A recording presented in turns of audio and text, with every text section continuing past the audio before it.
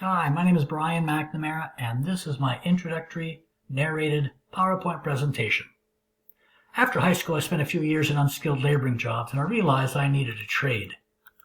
That's when I went to Mohawk College to become an industrial electrician. Later, I took night classes at McMaster University to get a degree in French and political science. I finished that degree at Michigan State University as a visiting student. After I finished my degree at McMaster in Michigan, I studied at Cleary College, Baker College, and Siena Heights University, where I got a Bachelor of Science degree in Industrial Technology. When I came back to Ontario, I went to Conestoga College and got a certificate as a teacher of English as a second language, another at Humber College, teacher of adults, and again at Conestoga College, teaching adult literacy. My next credential was at Mohawk College, where I studied to become an electrical engineering technician. I got a CELTA certificate, that's a certificate of English language teaching to adults, at EC College in Toronto.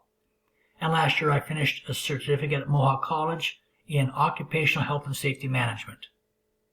Now, of course, I'm back at Conestoga College in their Career Development Practitioner program. I started my working career as an industrial electrician with FH welding machines, building automated robotic welding cells. I quit that and went to the International Brotherhood of Electrical Workers in Toronto, where I was a construction electrician. My first job with them was at the Skydome in Toronto. After I got laid off, I went to Olofstrom Automation, another machine builder, as an industrial electrician. We built some equipment for a customer in Michigan, and I went with the equipment to help set it up. I ended up getting hired there and worked at Ogihara America Corporation for 11 years as a senior engineer.